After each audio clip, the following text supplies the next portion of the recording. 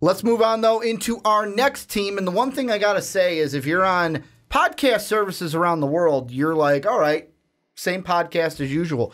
If you're on YouTube right now, you're like, whoa, Brandon changed his shirt.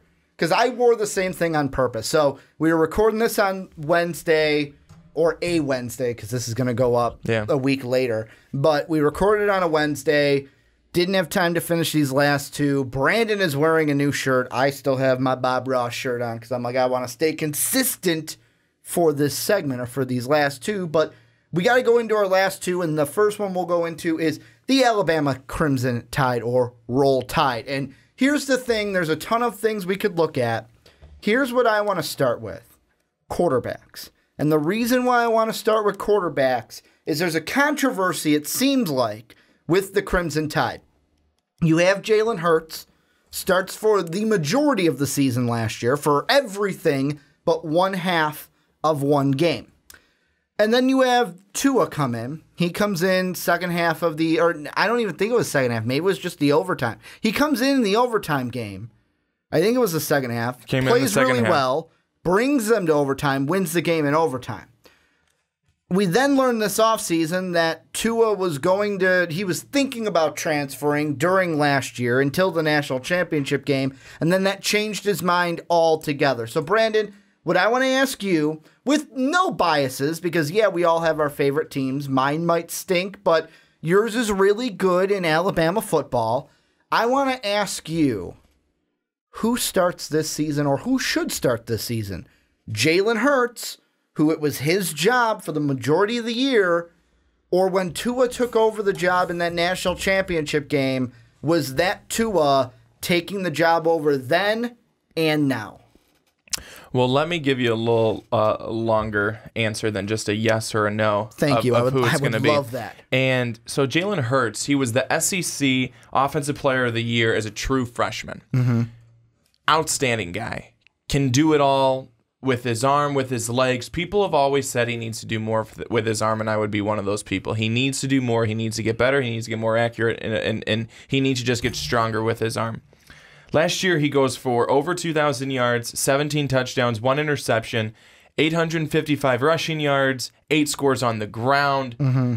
But all of that was erased in people's minds during the national championship game where he goes 3 of 8 in the first half for 21 yards.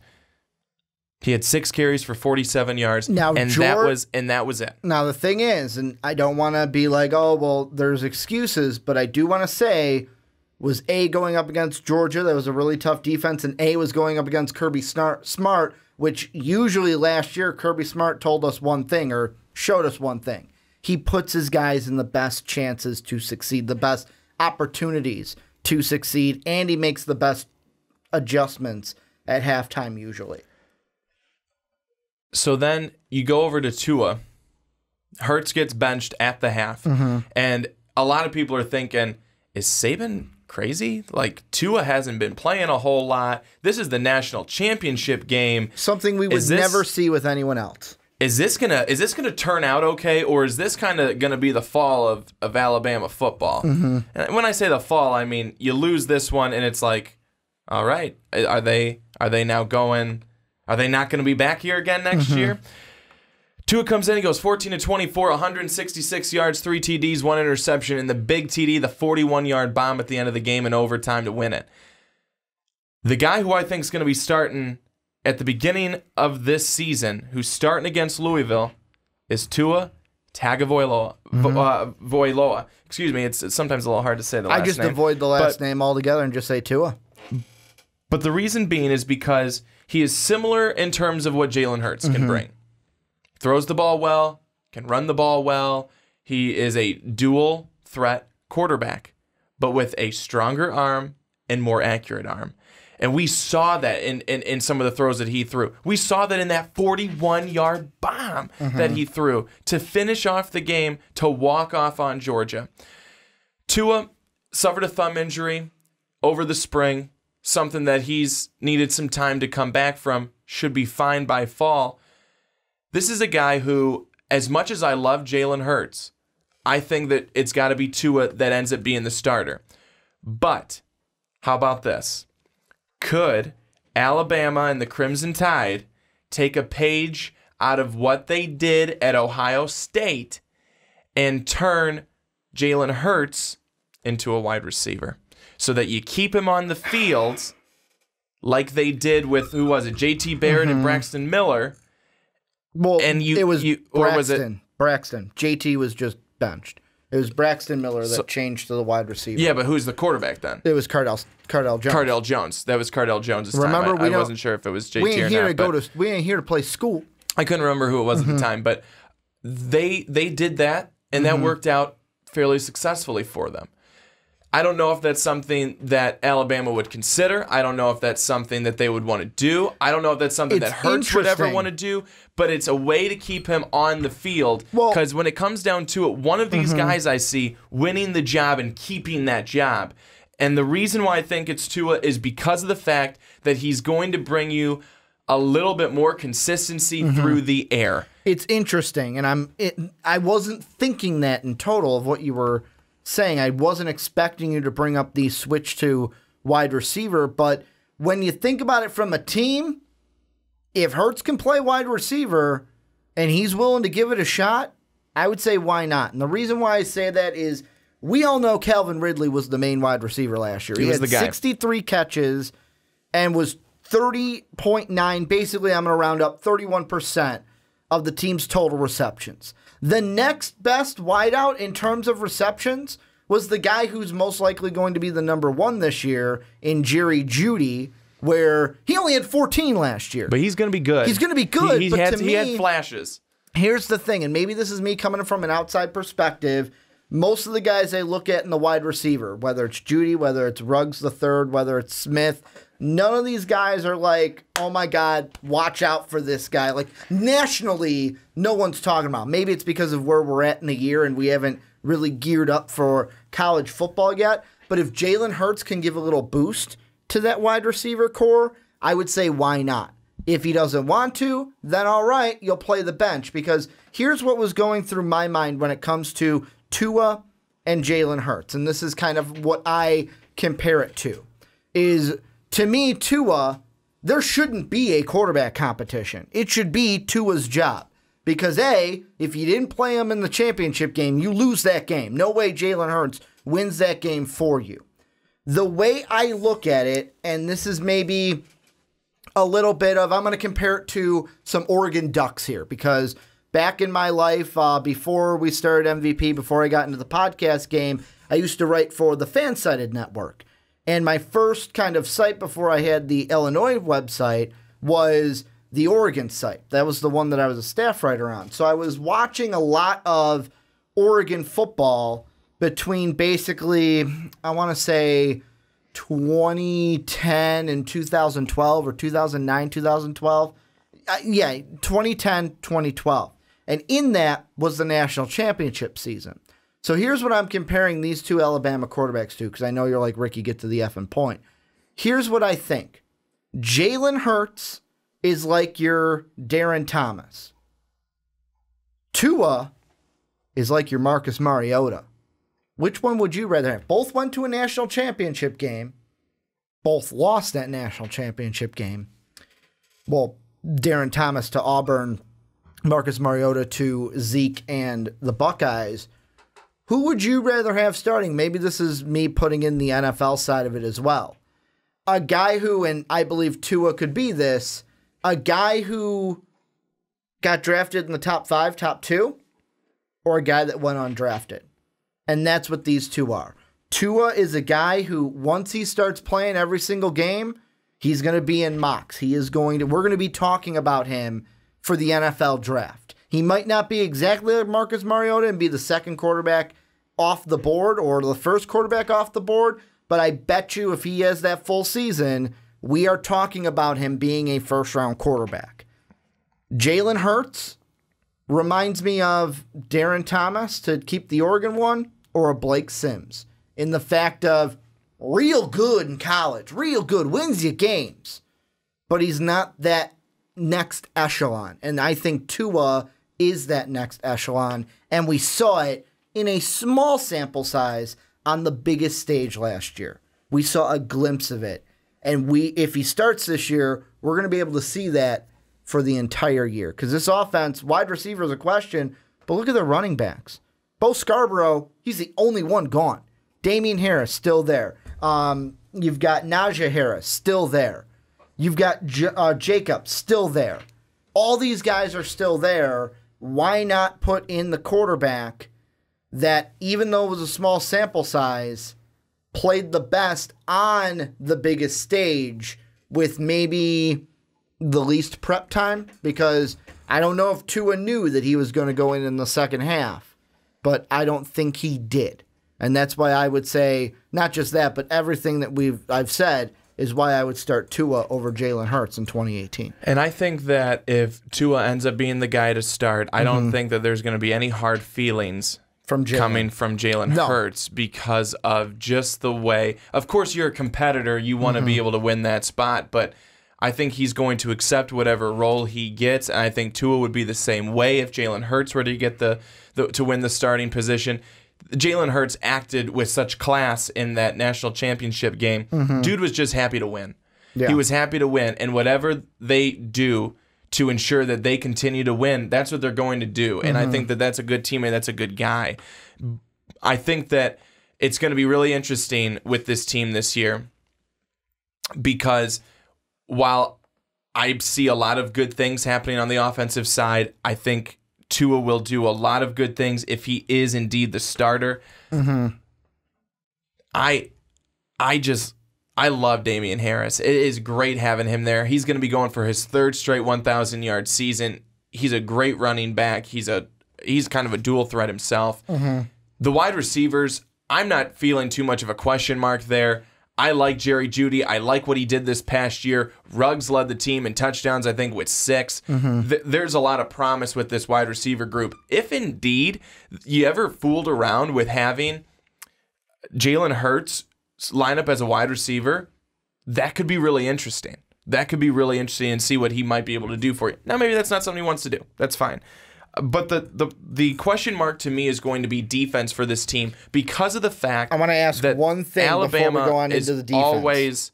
always going to win games, most likely because of their defense. Last thing I want to ask about the offense, and then we'll go into defense, is, and this is a hypothetical, this isn't even about Alabama this year, this is just the quarterback thing to put a bow on it. Tua's a sophomore. Jalen Hurts is a junior this year. If Tua starts and wins the starting job, I'm putting you in the shoes of Jalen Hurts. If you were Jalen Hurts, would you think about transferring if Tua wins the job because you'd be thinking, well, he's a sophomore, he'll have it this year, he'll probably have it next year. I won't be able to start here, but I want to start maybe in my senior year, even if that's next year or if I have to take that transfer year off. Would Jalen Hurts, or would you transfer as Jalen Hurts if Tua wins the starting job? I might kick the tires on it. I might kick the tires on transferring, but at the same time, you also want to win, and you know that with Alabama, you're most likely going to win. So that's where I would kind of be. It's like, where would I go? Where's there a program that I can go where I feel that you would start like right away? I'm going to start and have a good chance of being able to be at a winning program. And not be like a Malik Zaire that comes in and it's like, well, you got replaced by Felipe Franks, and it was you and Franks, and it wasn't just you. I just think that's going to be an interesting thing that we talk about, because with Jalen Hurts, I think the big thing that's going to come down to him if he's the bench quarterback is, all right, I got 1 year of eligibility left. Do I want to use that as the backup at Alabama and win, like you said, or hey, you know what? I'm probably not going to get drafted in the NFL. Maybe if I do, it's like later on. But then if like I want to go after that NFL dream, that's going to be a lot of work. Do I just want to be able to say I've got that one last year to play as a starter before that football life kind of ends because it's forcing me to end, not because I wanted to. So I think that's one thing that's going to be, we're going to talk about that a lot this season, I feel, with Tua and Jalen Hurts. But going on into the defense, like you mentioned, this is weird for Alabama. Like, usually it's dominant defense. Like, oh, they've got a great defensive front. They lost this guy, and this guy, and great, they've got more coming. It just fucking feeds right in. Like, It comes off the conveyor belt. Here, we got a new one right behind him. However, this year I feel a little different. I feel like at all three levels, there are some holes to this defense to where if there's any missing link for the Crimson Tide in 2018, it might be on the defensive side, not the offensive side. Yeah, I think that the defensive side, there's a reason to have question. Worry would not be the way that I would put it, but to have Alabama, they usually win. To have a question, and I would be looking at with the biggest question mark or the most question marks is kind of that last line of defense in the secondary. They've got a lot of holes to fill in the secondary position. Now, they lose Deron Payne up front, which is a huge loss because that guy knew how to just bulldoze his way through an offensive line. Well, and didn't they lose Deshaun Hand as well? I believe so. Didn't they lose him to the draft as well? I believe so. But that's two guys on that line, They still have Raekwon Davis and Isaiah Buggs. Yeah. Those two guys came along pretty well at the end of last year. So I'm confident kind of in the linebacker area and outside linebacker, they're probably the strongest.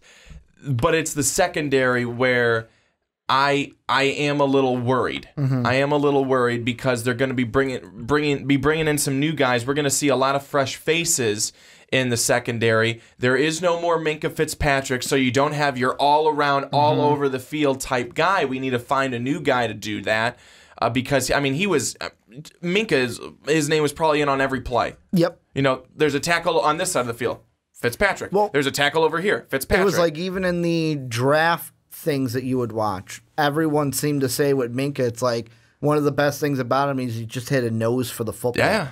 Like even when I was watching on NFL Live, they did a whole story around Minkah Fitzpatrick. 'Cause I guess, I can't remember where he lived. It was like the New York area, I want to say.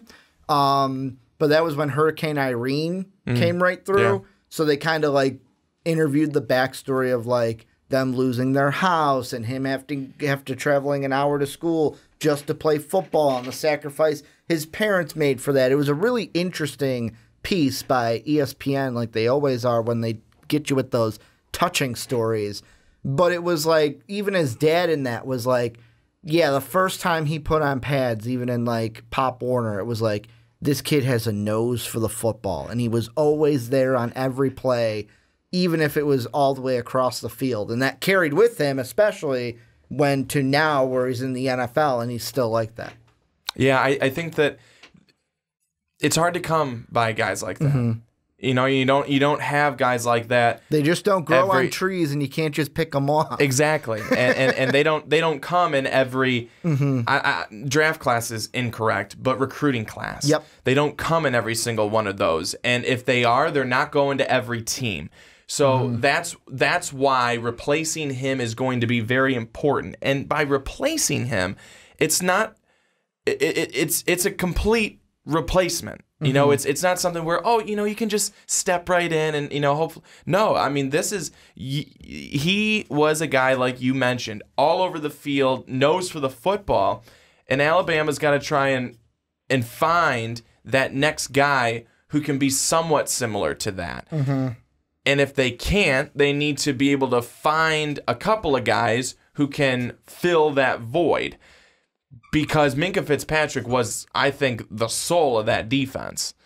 I really do. And now that he's gone, it's going to be interesting to see how things come along. And I never worry, really, and that's why I didn't use the word worry. I used the word question. I can't worry while Nick Saban is the head coach. Yeah. I just can't. Well, it's the way I compare it with Alabama is I'm going to use it where the college football playoff, I will always put them in my college football playoff until they prove me wrong. Yeah. It's kind of like the Warriors and the Cavs. Oh. Always going to make that my NBA Finals until someone... The Rockets almost did it. They almost proved me wrong. But it was like, I am always going to pick the Warriors until someone proves me wrong. I will. And you're always going to pick the Cavs until LeBron leaves. Really, yeah, until LeBron leaves. That's what I was going to say. It's really picking LeBron James. But, I mean, that's kind of how it is with Alabama. Like, I'm going to pick them to make the playoff until that year they don't. Then I'm going to think about it. Because, to me... And we were almost thinking about it this year. Almost. Well, kind of moving into their schedule...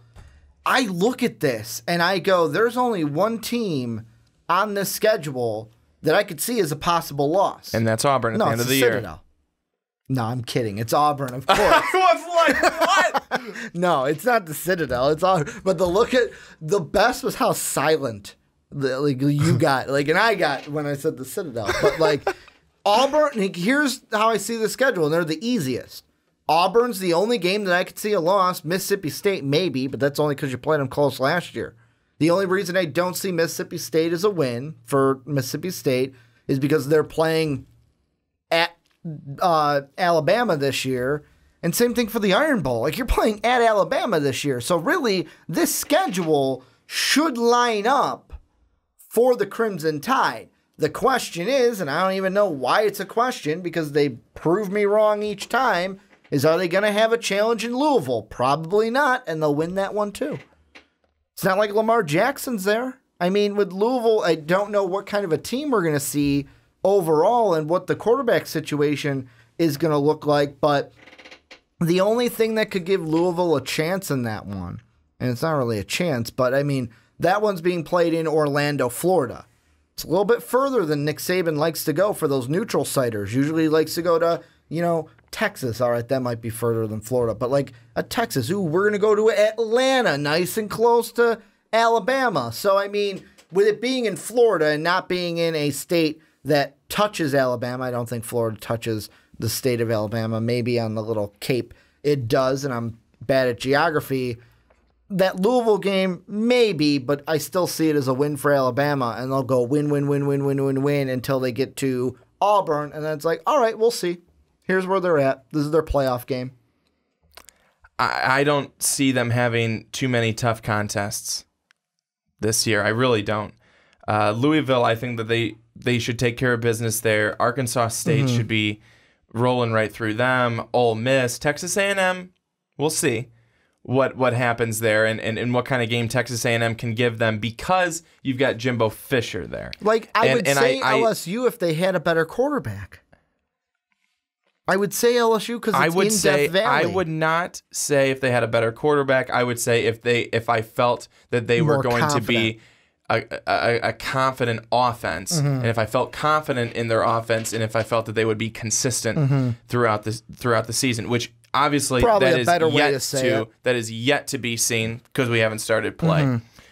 Well, who knows? That this defense for Alabama could come out and crap the bed game one, and then we completely change our narrative about Alabama after that first game. I just don't see. Then I just want to keep. I just want to keep going. Then here, Louisiana, that should be a win. Arkansas, a win. Missouri, Tennessee, LSU on the road, like you said.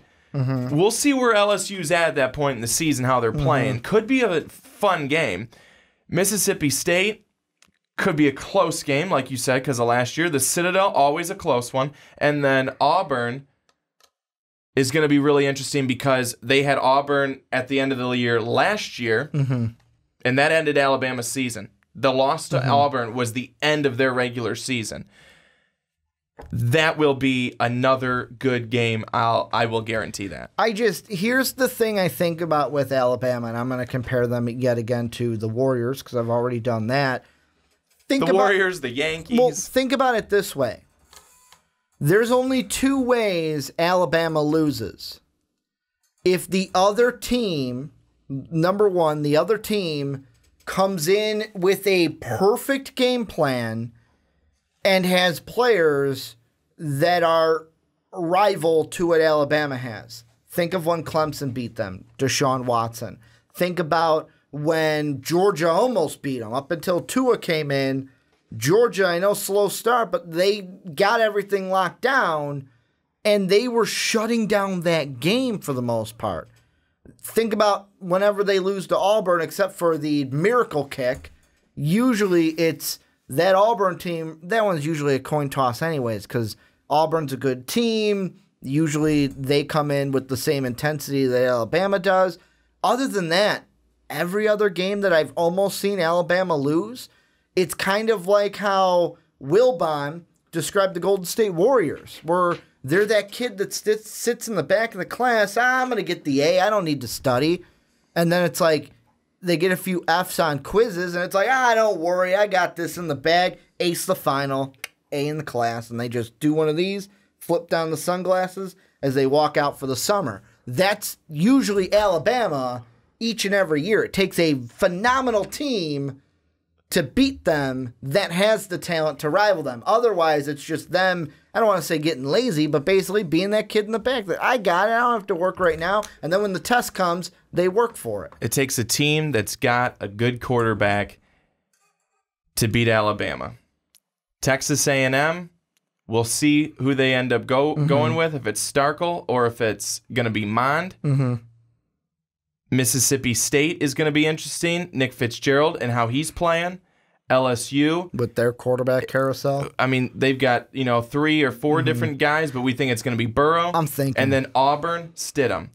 They all have decent quarterbacks. And if they can show up against an Alabama defense in a secondary that it remains to be seen how they will produce, how they will do against, jump balls and everything like that when they're going up for them. That will be interesting. We'll see. And for me, the last thing that I will say before we move on is, yes, you're probably sitting there thinking, wow, you guys are kind of the same thing as last year. Same thing as always. Alabama, they got a few questions here, this, that. Get to the schedule. Wins. This could be, I will say, if there's going to be any season that starts the tipping point to kind of challenge our norm, our reality of Alabama winning everything but losing to Auburn, if anything, if there's any season that's going to challenge it, this might be the one. However, at this point in the season that hasn't even started yet, there's a lot of questions to where everything's cloudy. You just said it. Texas A&M, Mississippi State, LSU, all have questions with quarterback. Auburn has a good quarterback coming in. They're the only ones right now that I would give a puncher's chance to beat Alabama this season. But it'll be interesting to see how everything plays out this offseason, this summer, as we get ready then for the start of the season in August. Any last thoughts before we move on into the Auburn Tigers? I think the only thing that I would have left to say with Alabama is defensively, they're going to go through a transition period a little bit. The guys they have on the roster are very talented. It's just how well do those guys transition into starting roles from guys who were not starters last year or to guys who are being thrown right in as starters this year, and how they are able to accept that role and how they're going to be able to take that role and really just grasp, I don't want to say the playbook, but how they're going to be able to take it and really embrace that role and run with it. Well, this is where you guys come in. Let us know down below. What do you guys think about the Alabama Crimson Tide this year and anything we talked about good old Roll Tide?